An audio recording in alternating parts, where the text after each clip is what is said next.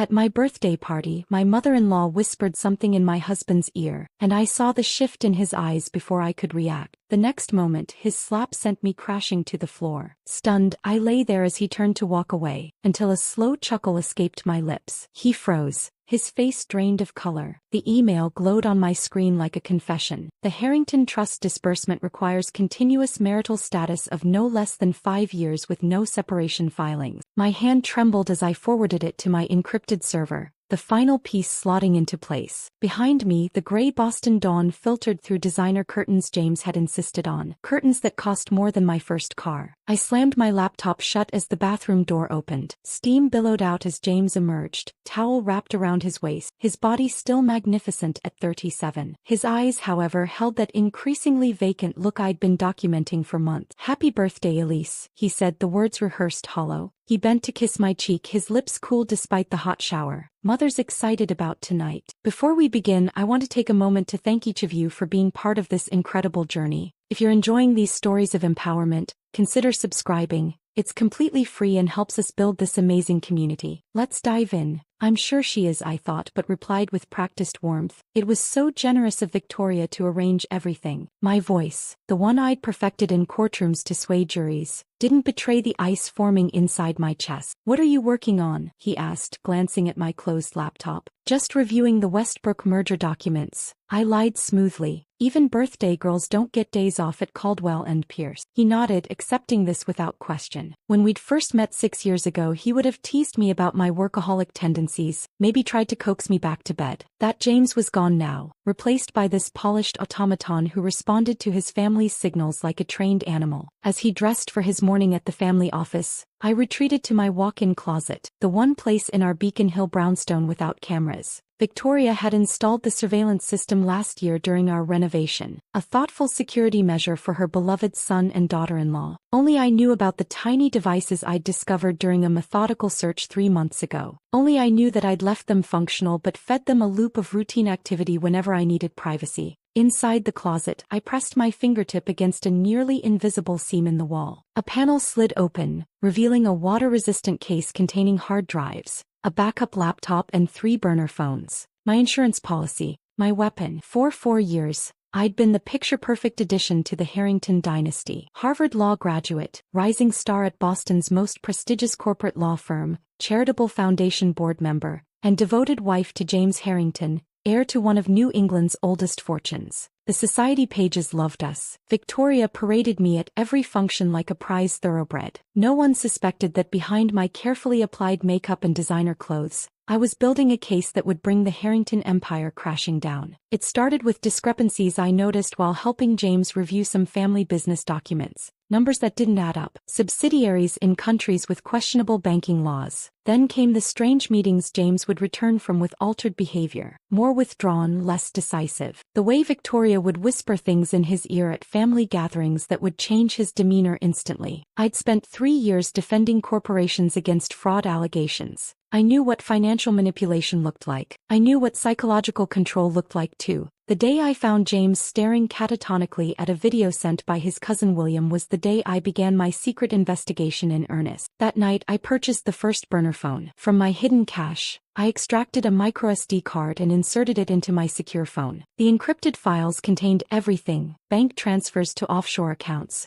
recordings of family meetings where they spoke openly about conditioning certain responses in James, evidence of market manipulation and bribes to federal officials. My fingers scrolled to the newest file. Photographs taken yesterday of Thomas Whitley, James' supposed childhood therapist, meeting with Victoria at her Back Bay home. The same man referenced in documents as behavioral consultant and paid $30,000 monthly from a Harrington shell company. I checked my watch, 7:15 a.m. Nearly time to become Elise Harrington again. I replaced everything, sealed the compartment, and selected a conservative St. John suit for court that morning. The Prescott hearing would finish by noon, giving me time to change for my birthday celebration at Victoria's favorite harborside restaurant. As I applied my makeup, I practiced my expressions in the mirror. delighted surprise, gracious appreciation, devoted affection. The same expressions I'd worn for years while collecting evidence against the people who had hollowed out my husband and built a criminal enterprise behind a philanthropic facade. James appeared in the doorway, impeccably dressed in a custom suit, hair perfectly styled. Once seeing him like this would have quickened my pulse. Now I catalogued the changes in him: the slightly diminished pupils, the microscopic delay before emotional responses, the new tension in his jaw. "You look beautiful," he said mechanically. "Thank you, darling." I stood and straightened his already perfect tie, studying his eyes for any flicker of the man I'd married. "Nothing. I'll see you tonight. Don't let your mother go overboard with the surprises." His smile didn't reach his eyes. "She just wants everything perfect for you." Perfect, the Harringtons' favorite word. Their perfect family, perfect business, perfect control. As I gathered my briefcase and court materials, my phone buzzed with a text from Victoria. "Wear the blue Valentino tonight. James loves you in that color." Another command disguised as motherly advice. I texted back a grateful response, then selected the crimson Dior I'd been saving for a special occasion. Small rebellions kept me sane while I assembled my case. In the Uber to the courthouse, I reviewed my actual casework, compartmentalizing as I'd learned to do. By day I was still Elise Harrington, corporate defense attorney. My clients relied on me, and ironically, the skills that made me effective in their defense had made me devastating in building my case against the Harringtons. At the courthouse steps I checked my secure messaging app. My contact at the SEC had confirmed receipt of my latest intelligence. "Moving on this next week," he'd written.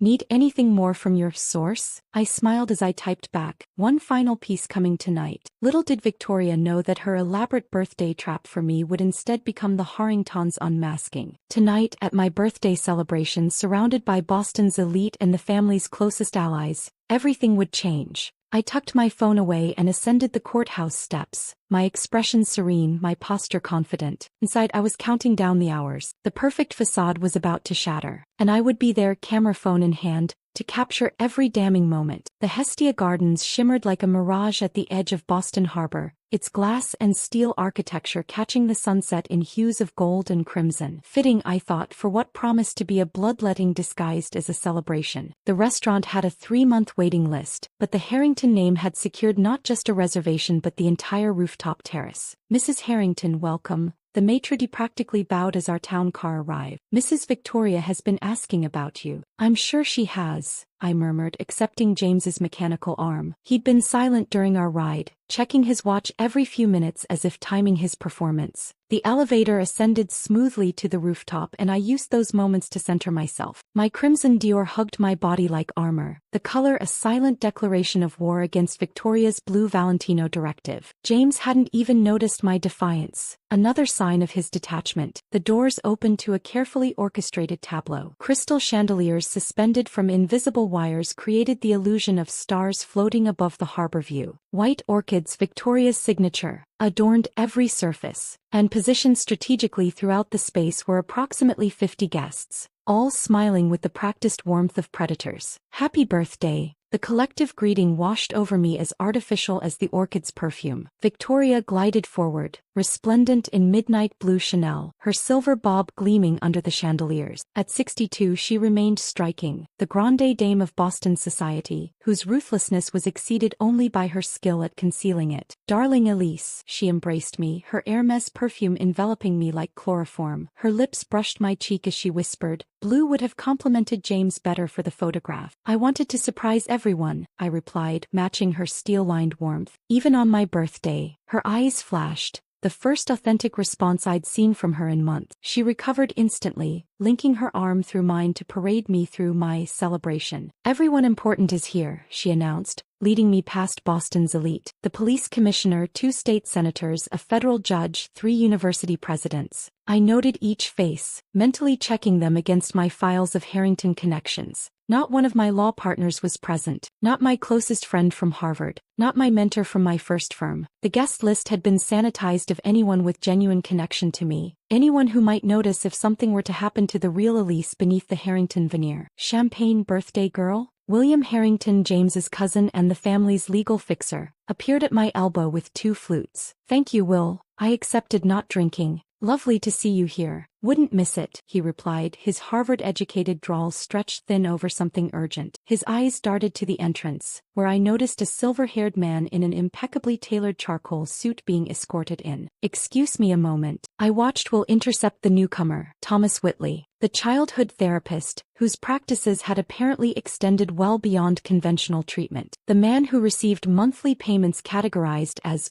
behavioral maintenance in the Harringtons' private ledgers. A server with canapes provided perfect cover to drift closer to their conversation. Timeline requires acceleration, Will was saying, his back to the party. The trustees won't extend again. Pushing the protocol risks instability, Whitley replied, his clinical tone unmistakable even in hushed conversation. The conditioning requires. We don't have that luxury anymore, Will cut in. The contractual obligations are clear. If he's not fully controlled by the disbursement date. They noticed my proximity and pivoted smoothly to greetings. Whitley's handshake was brief, his eyes assessing me with clinical detachment. Mrs. Harrington, happy birthday, he said. You look radiant. Thank you, Dr. Whitley. James mentioned you might attend. I lied. It's been, 15 years since you worked with him? His smile tightened. On and off. The Harringtons are more like family than clients. How fortunate for everyone, I replied, noting the slight dilation of his pupils. He was nervous. Good.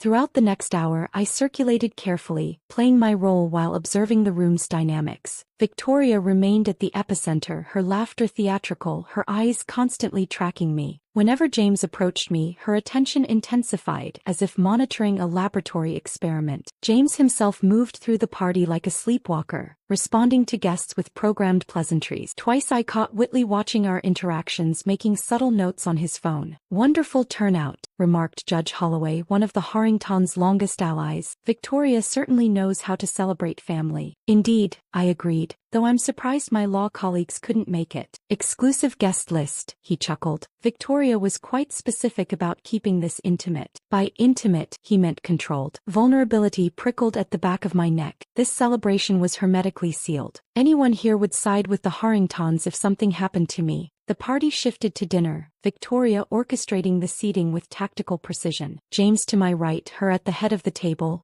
Whitley positioned directly across from me, his gaze clinically assessing every interaction between James and me. Victoria tapped her crystal glass, silencing conversation. Before we dine, a toast to my beloved daughter-in-law. She stood, commanding the room with practiced authority. 5 years ago, James brought home this brilliant, beautiful attorney, and I knew immediately she was special. Her eyes met mine, warm on the surface, glacial beneath. Elise has become everything the Harrington family values. Loyal, discreet, and committed to our legacy. The gathering murmured approval. I maintained my grateful smile while translating her actual message. We own you. To Elise, Victoria raised her glass. May this 35th year be transformative. The word hung in the air like a promise, or a threat. As servers presented the first course, Victoria glided behind my chair, resting manicured hands on my shoulders. To onlookers, a maternal gesture. I felt the predatory pressure of her grip. Such a perfect evening, she murmured, her voice carrying just to my ears. And after dinner,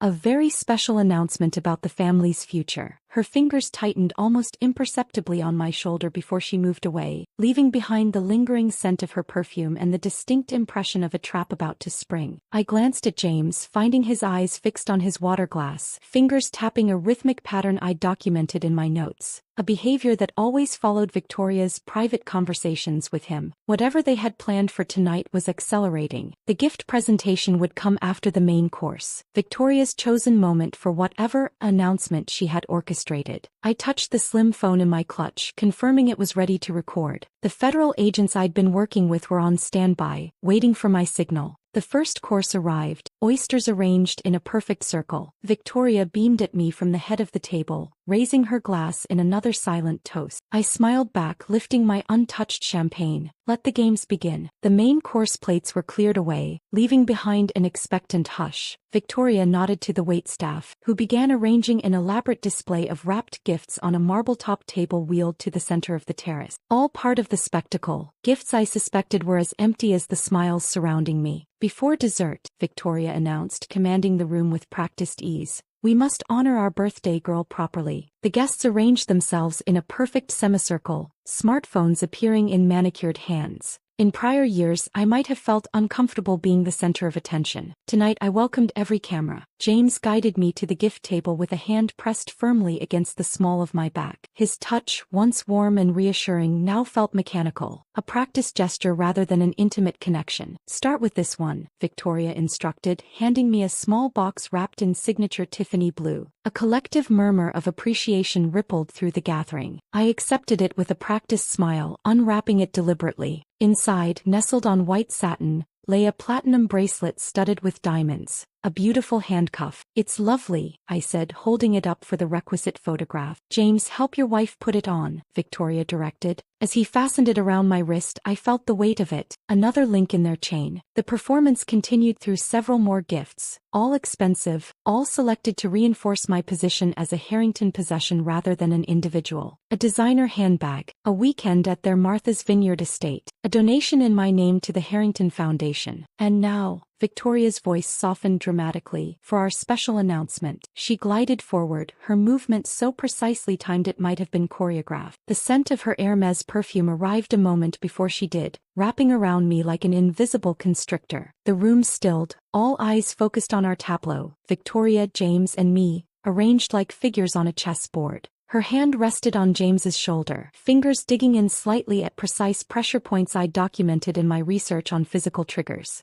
"Elise has been such a treasure to our family," Victoria began, her voice honeyed with false warmth. "Devoted, supportive, the perfect partner for James during these 5 critical years of his career." 5 years, the exact duration specified in the trust disbursement conditions. Victoria's eyes gleamed as she leaned closer to James, her lips nearly touching his ear. I activated the recording function on my phone with a discreet movement. "Remember your duty," she whispered, though in the hushed room the words carried. "Protect what's ours." I watched it happen in slow motion. James's pupils constricted to pinpoints. His jaw slackened momentarily before tightening into a rigid line. The slight tremor in his left hand stilled completely. Then came the words, delivered in a flat tone I'd never heard from him before. "You've betrayed us." The room held its collective breath. Victoria stepped back, satisfaction glinting in her eyes as she watched her creation perform. "What do you mean, James?" I asked, my voice steady despite the electric anticipation coursing through me. "We know about the investigation," he continued, each word measured, programmed. "About the files, the contacts with the SEC." Gasps rippled through the gathering. Exactly as I'd anticipated, Victoria wanted witnesses to my alleged betrayal, creating a narrative before the federal case could break. What I hadn't fully anticipated was what came next. James's arm moved with shocking speed. The sound of the slap echoed across the terrace like a gunshot, followed by absolute silence. The impact knocked me sideways against the marble table. I tasted copper as my lips split. The cool floor pressed against my cheek as I lay there, feeling the sting bloom across my face. For 3 heartbeats, nothing moved. Boston's elite stood frozen, witnessing a fracture in the perfect Harrington facade. Then, as Victoria moved to speak, to spin this into another narrative, poor James, pushed to the brink by his treacherous wife, something unexpected happened. I laughed.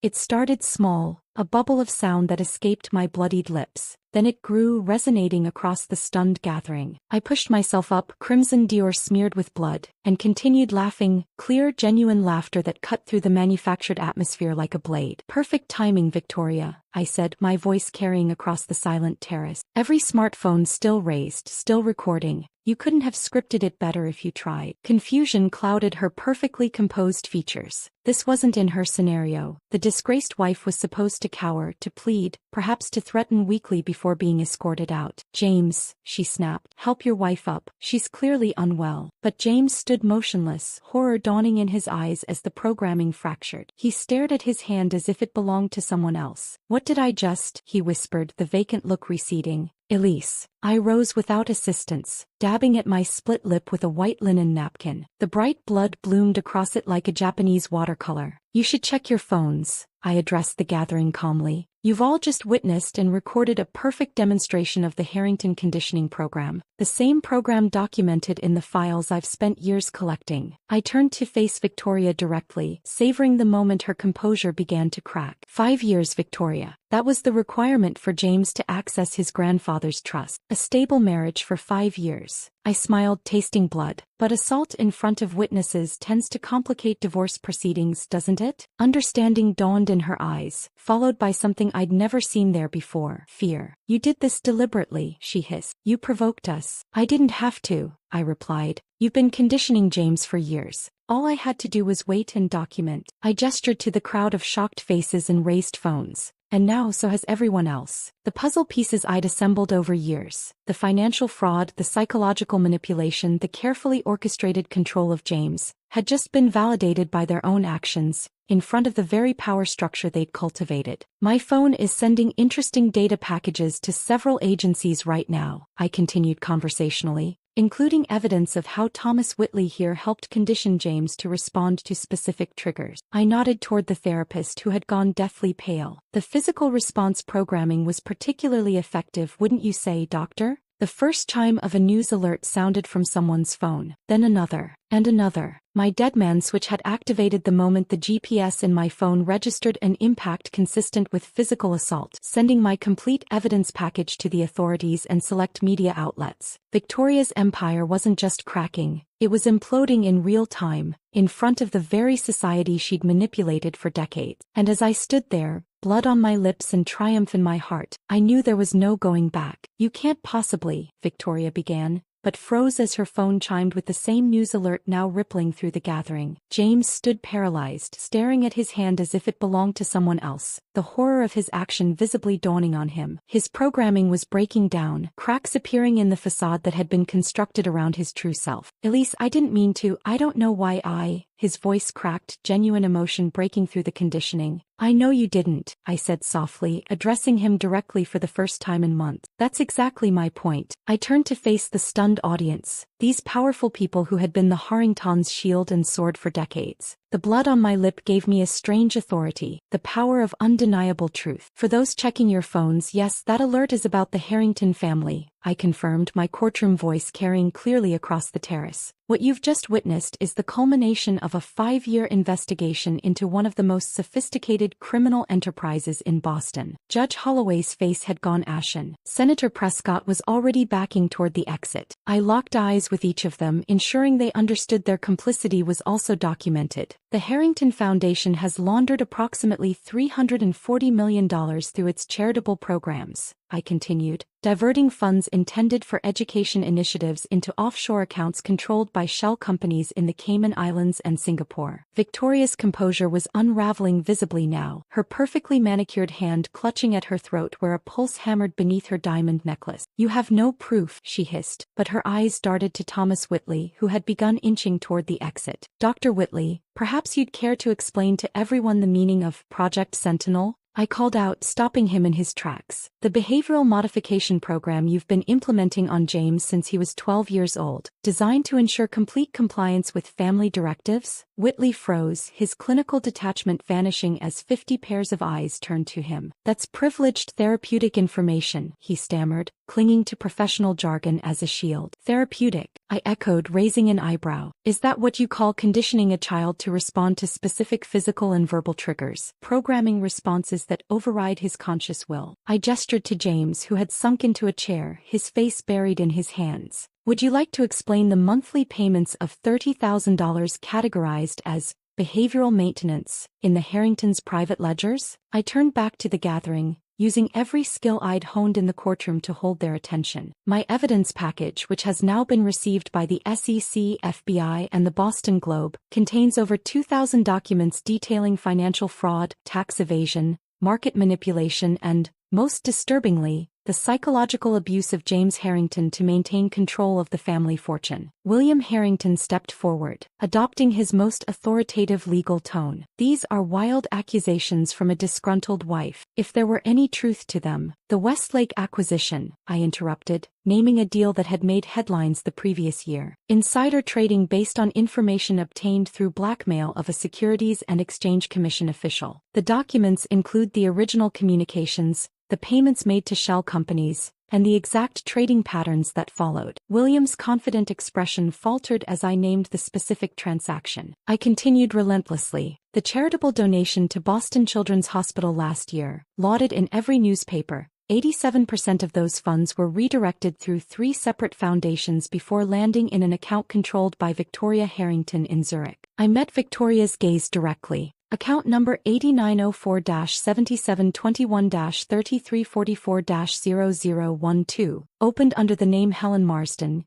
your mother's maiden name. The specificity of the details silenced any further objections. In the crowd, phones were now being used not just to read alerts, but to search for corroborating information. The evidence I'd spent years collecting was becoming public knowledge in real time. Victoria, ever the strategist, attempted to regain control of the narrative. Elise has been under tremendous pressure with her caseload, she began, adopting a concerned tone. We've been worried about her mental health for months. Shall we discuss the surveillance system installed in our home during last year's renovation? I countered. Or the medication added to my evening tea on nights when I worked late on certain cases. I've had blood tests documenting the sedatives for months. A new murmur rippled through the crowd. The calculated gaslighting was exactly what many of these powerful women had experienced themselves in Boston's elite circles. I turned to Dr. Whitley, who stood paralyzed with indecision. Dr. Whitley has a choice to make tonight, I announced. The federal agents who have received my evidence package will be particularly interested in his records of the conditioning program. However, I paused deliberately, making sure he was listening closely. I'm prepared to recommend immunity in exchange for his complete testimony about the methods used and who authorized them. Whitley's eyes widened at the lifeline being thrown. The same applies to anyone in this room, I continued, addressing the gathering. Those who come forward voluntarily with information will be viewed very differently from those who wait for subpoenas. The strategic fracturing of the Harrington alliance was happening faster than even I had anticipated. Already, small groups were forming, whispered conversations indicating alliances shifting like tectonic plates. James looked up at me, his eyes clearer than I'd seen them in months, the programming temporarily disrupted by the shock. How long have you known? He asked, his voice barely audible. 3 years, I replied quietly. At first, I noticed small inconsistencies in your behavior after family meetings. Then the vacant episodes became more frequent. The final piece was finding Whitley's name on those payment records. I never wanted to hurt you, he whispered, genuine anguish breaking through. I know, I said and meant it. That's why I've spent 3 years building this case instead of simply leaving. You weren't the only victim, James. Victoria, seeing her control slipping away completely, made a final desperate attempt. This is absurd, James, tell them. But James was staring at the blood on my lip, a terrible recognition dawning as memories began breaking through the conditioning. You did this to me, he said to his mother, his voice gaining strength. All those sessions with Dr. Whitley when I was a child, the special educational programs every summer. This isn't the first time you've made me. He couldn't finish the sentence, horror washing over his features. The elevator doors opened, revealing 2 men in suits who surveyed the scene with professional detachment. Perfect timing,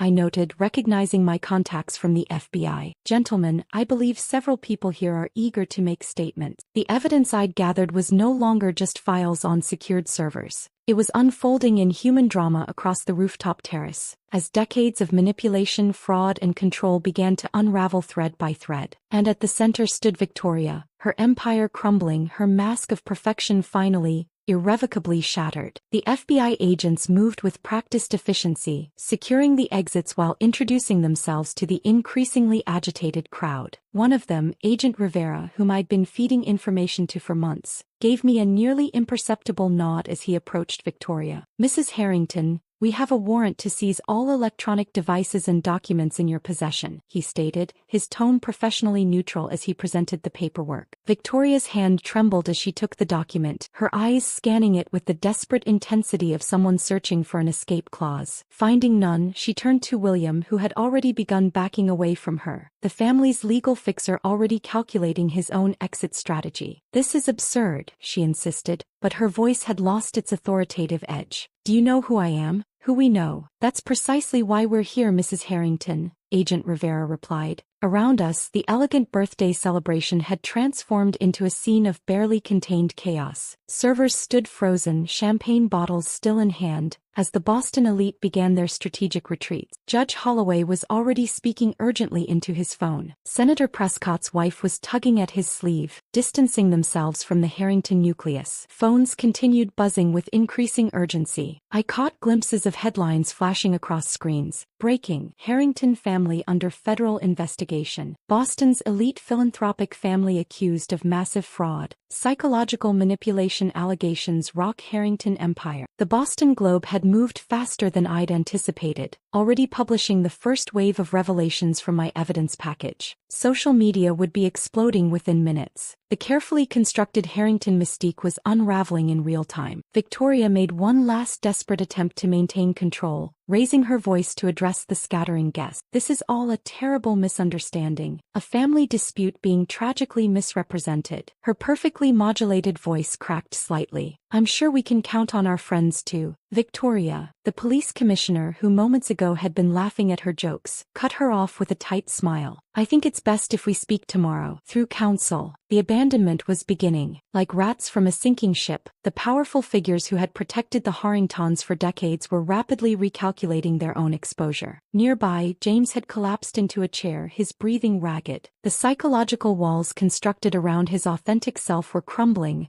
leaving him exposed to a flood of emerging memories and realizations. The summers at the lake house, he muttered, eyes unfocused. The special lessons with Dr. Whitley. The headaches whenever I questioned family decisions. I approached him cautiously, unsure of how stable he was in this transitional state. Despite everything, despite the sting of his slap still fresh on my face, I felt a complex mixture of vindication and concern. He had been both my tormentor and fellow victim. James, I said softly, kneeling beside him but maintaining a safe distance. The conditioning is breaking down. It's going to be disorienting. His eyes found mine, clearer than I'd seen them in years. I hurt you, he whispered, horror washing over his face as he reached toward my split lip, stopping short of touching me. I would never. But I did. I remember being told. You were programmed to respond to specific triggers, I explained, my voice steady. Victoria's whispered command activated a response that wasn't truly yours. Across the room, Thomas Whitley was already deep in conversation with the second FBI agent, his clinical detachment replaced by nervous self-preservation. I caught phrases like following instructions,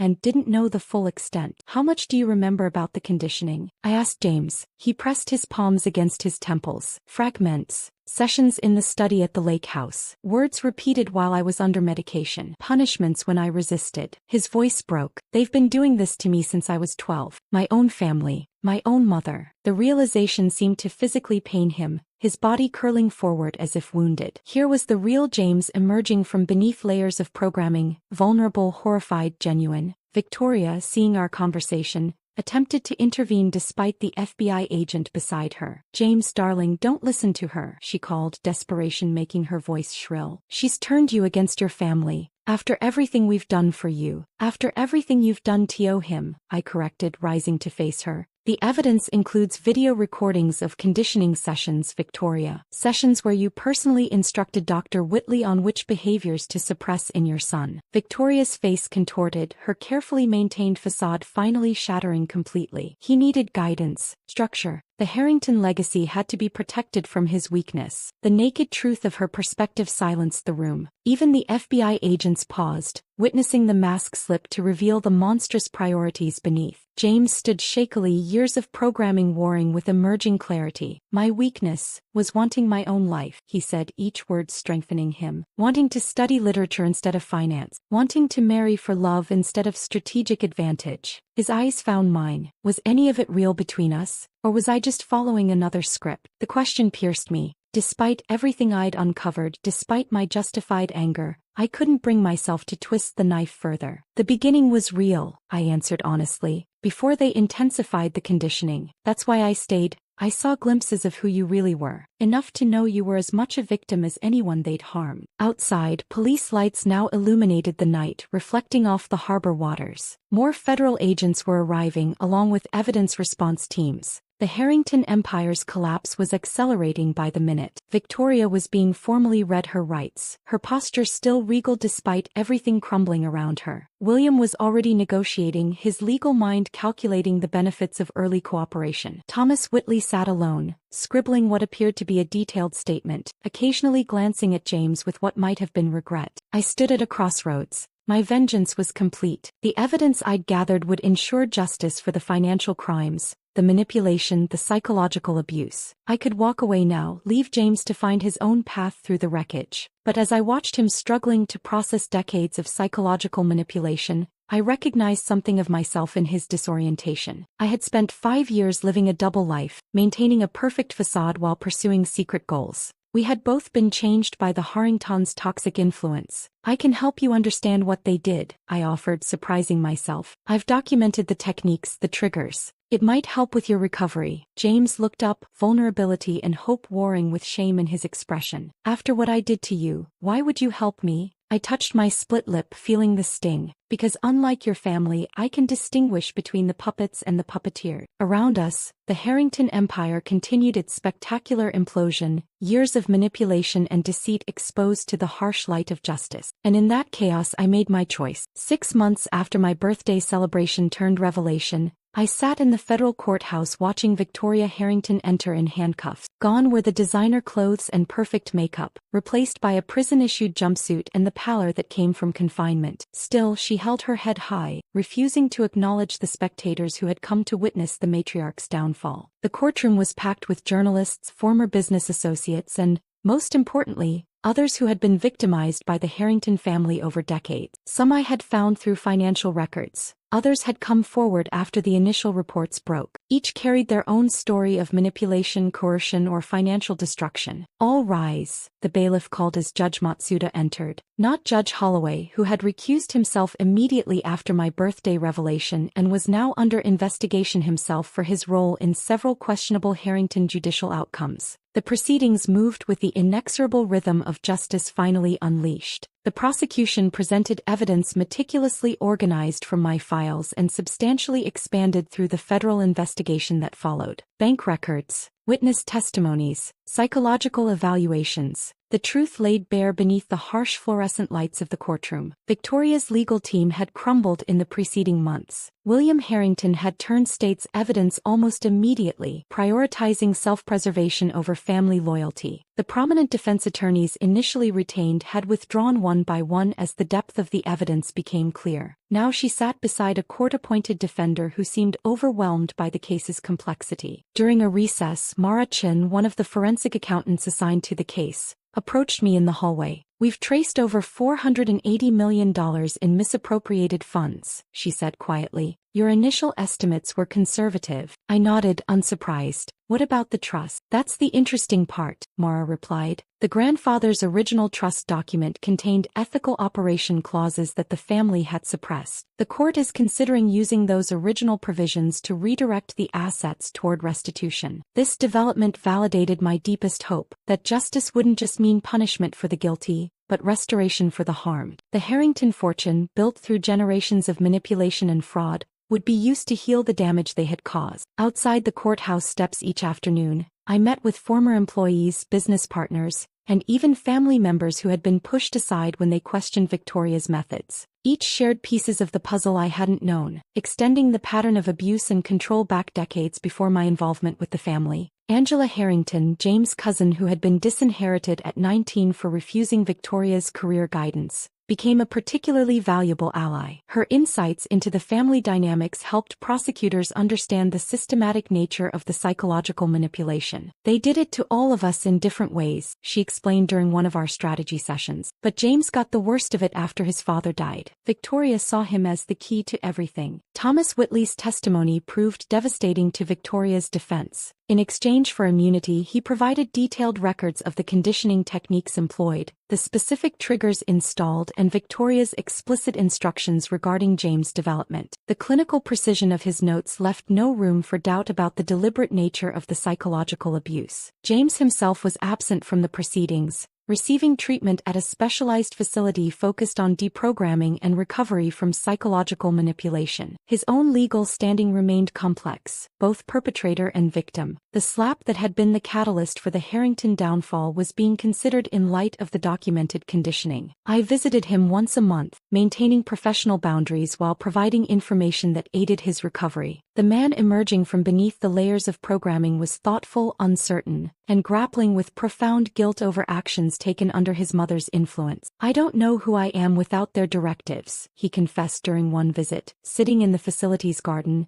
the first hints of spring emerging around us. Even my preferences, foods, clothes, opinions, I'm questioning everything." "That's actually progress," I told him. The authentic self asks questions. The programmed self follows instructions. He managed a small smile, genuine, not the practiced expression I'd grown accustomed to during our marriage. You never stopped questioning, did you? Not my nature, I replied. Maybe that's why the conditioning didn't work on me. What remained unspoken between us was the future of our relationship. The marriage had been built on false premises, manipulated from the start by Victoria's machinations. Yet something authentic had existed briefly before the deeper programming took hold. Whether that could ever be recovered, or whether it should be, remained an open question neither of us was ready to answer. My own life had transformed completely. I had resigned from Caldwell and Pierce, unable to return to defending corporations after seeing how power could corrupt even the most prestigious institutions. Instead, I established the Cognitive Liberty Legal Foundation, focusing on cases involving psychological manipulation, coercive control, and financial exploitation. Our first clients were former Harrington employees who had been subjected to NDAs and coercive contracts. Within 3 months, we expanded to represent victims of other powerful families and corporations using similar tactics of psychological control. You've essentially created a new practice area, remarked my former mentor when we met for coffee. Psychological freedom as a legal right. The foundation's work soon extended beyond legal representation. We developed educational programs for law enforcement, judges, and therapists to recognize signs of psychological manipulation. I partnered with cognitive liberty advocates to push for legislative changes strengthening protections against coercive control. On the day Victoria Harrington was sentenced to 28 years in federal prison for fraud, racketeering, and conspiracy, I sat in the back of the courtroom rather than the front. Her empire had fallen, justice had been served. My focus had already shifted to the next case, the next victim needing advocacy. As the courtroom emptied, James approached me, his first appearance at the proceedings. He looked different, thinner, with casual clothes instead of bespoke suits, and eyes that held both sadness and clarity. The trustees approved the restitution plan, he said without preamble. Everyone they harmed will receive compensation, including you. I didn't do this for money, I replied. I know. He hesitated. That's why I asked them to direct my personal share to your foundation instead. It seems fitting that what they intended to control me with should be used to free others. The gesture represented something profound, an act of autonomous choice, perhaps the first truly independent decision he had made in decades. Thank you, I said simply. We stood there briefly, two people forever changed by the same corrupting influence, now finding our separate paths toward redemption. Your foundation's work, he started, then paused. I'd like to help when I'm further along in recovery. My experience might be useful to others. It might, I agreed. As we parted ways outside the courthouse, neither making promises about the future, I realized that the Harrington saga had never been just about exposing corruption or seeking personal vengeance. It had become something far more meaningful, a reclamation of authentic selfhood from those who would program human beings like software. The path ahead would be challenging, with more powerful families and institutions to confront. But with each case, each client, each small victory, I was building something that Victoria Harrington, with all her wealth and influence, had never possessed. A legacy of liberation rather than control. That, perhaps, was the most perfect form of justice.